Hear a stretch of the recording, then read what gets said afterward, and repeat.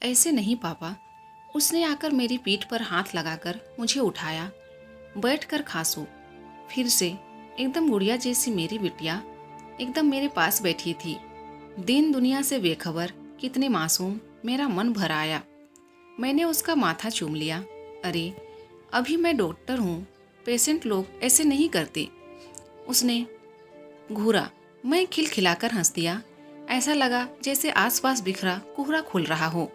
पापा, ये देखिए छुटकी ने क्या किया। घर में घुसते ही मेरे 10 साल के बेटे ने अपने गाल पर खरोंच का निशान दिखाया। लेकिन मुझे पता है उसको आप कुछ नहीं कहेंगे। मैं आज किसी को कुछ भी कहने की हालत में नहीं था। ऑफिस में क्या बवाल चल रहा था। कल सुबह तक अगर रिपोर्ट तैयार ना हुई तो मुझे कितना बड़ा नुकसान हो सकता था। दिमाग में यही बात घूम रही थी और इसी बात के साथ दिमाग भी कहीं जा रही हो क्या। पानी का ग्लास लेकर आई पत्नी की साड़ी पर मैंने गौर किया। बताए तो था सुबह कीर्तन है मंदिर में। रिंकू, जल्दी जैकेट पहन बेटा, छुटकी घर ही पर है, देखिएगा उसको।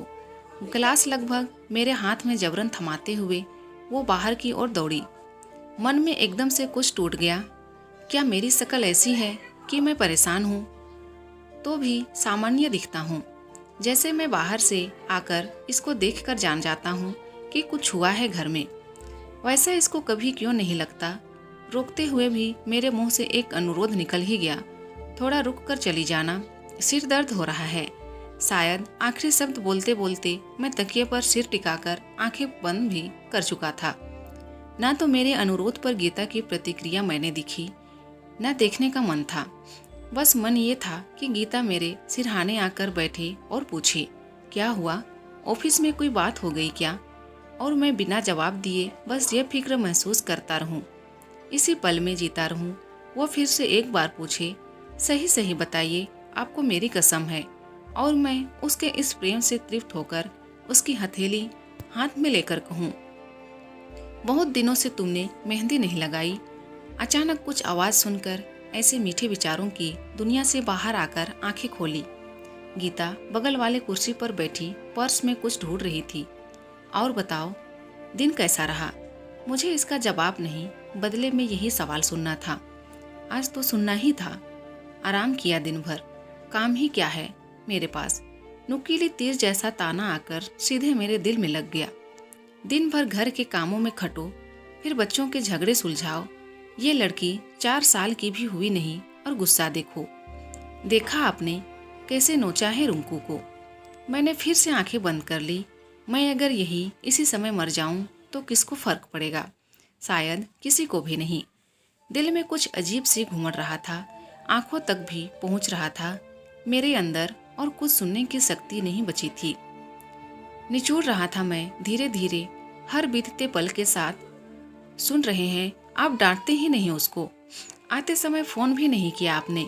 नींबू नहीं है घर में, अदरक भी मंगानी थी। मेरी तकलीफ से बेखबर गीता अपनी समस्याओं की गठरी खोलती जा रही थी।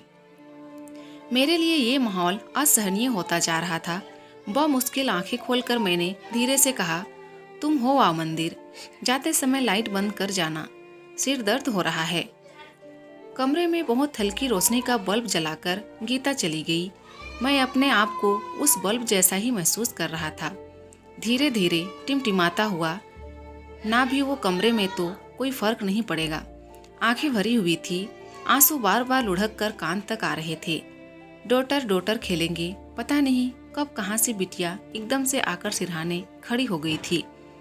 मैंने शर्ट की आस्तीन से आंखें पोंछकर उसको ऊपर बिस्तर पर बिठाया। बिना मेरी स्वीकृति की प्रतीक्षा किए वो बड़ी तालीनता से डॉटर डॉटर खेलकर सामान बैग से निकालती रही। मैं लेटे लेटे उसको देखता रहा, चुपचाप। अब ना पापा, आप ऐसे करके खांसो। उसने स्टेथोस्कोप लगाते हुए खांस कर बताया, ओह, ये डॉक्टर डॉक्टर खेल रही है। अच्छा। मैंने खांसने की कोशिश की। ऐसे नहीं पापा। उसने आकर मेरी पीठ पर हाथ लगाकर मुझे उठाया। बैठ कर खांसो। फिर से एकदम गुड़िया जैसी मेरी बिटिया एकदम मेरे पास बैठी थी। मेरी दिन दुनिया से बेखबर, कितने मासूम, मेरा मन भर आया।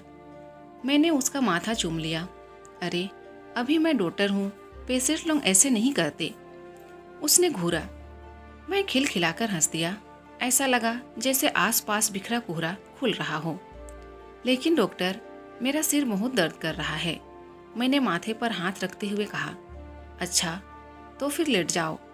आंखें बंद करके एकदम गंभीर होकर मुझे आदेश देते हुए और कंबल से मुझे अच्छी तरह ढकते हुए वो बार बार अपने माथे पर आए बाल हटाती जा रही थी।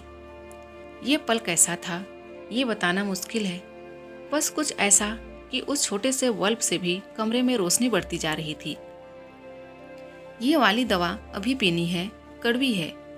एक छोटी सी प्लास्टिक की शीशी मेरे मुंह में लगाकर उसने वापस सामान में रख दी। मैंने देखा उसके सामान में एक ट्यूब जैसी भी थी। मैंने पूरा अभिनय करते हुए कहा, डॉक्टर, ये भी लगा दीजिए मेरे माथे पर प्लीज। अच्छा ठीक है। फिर बता नहीं क्या क्या सामान उठाकर दाएं बाएं रखकर मेरे सिरहाने आकर बैठ गई। थोड़ी देर में छोटे छोटे नाजुक हाथ मेरे हाथों को सहला रहे थे। मेरी आंखें बंद थी लेकिन मुझे वो दिख रही थी। अभी भी अपने चेहरे पर से बाल हटाती हुई मेरी गुड़िया उतनी ही गंभीर डॉक्टर के रोल में होगी। जैसे जैसे उसके हाथ मेरे माथे को, मेरे बाल को सहला रहे थे, मैं हल्का होता जा रहा था।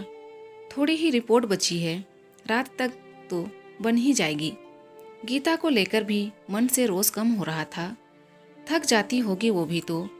पापा को एक बात बताओगी? मैंने अपने माथे पर रखा उसका हाथ सहलाते हुए पूछा। भैया को क्यों मारा था? मारा नहीं था पापा, नोचा था। भोला भाला एक जवाब आया। मैं आंखें बंद किए हुए मुस्कुरा दिया। हाँ तो क्यों किया था ऐसा?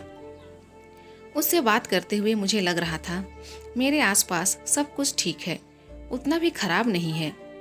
भैया ने मुझे डॉक्टरनी कह दिया था। मैं वो थोड़ी हूँ। आवाज़ में गुस्सा आ रहा था। मैं एकदम से हंस दिया।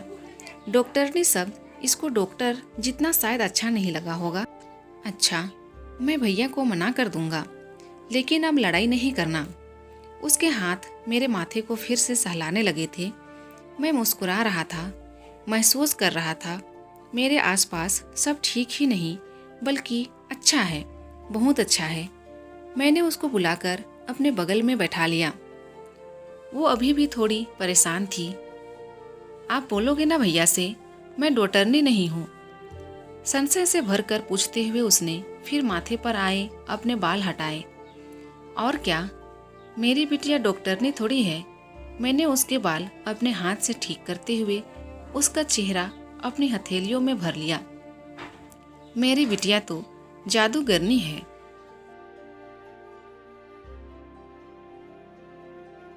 दोस्तों, अगर वीडियो पसंद आए तो प्लीज़ वीडियो को लाइक कीजिए और अगर चैनल में नए हैं तो प्लीज़ मेरे चैनल को सब्सक्राइब कर दीजिए। Thank you.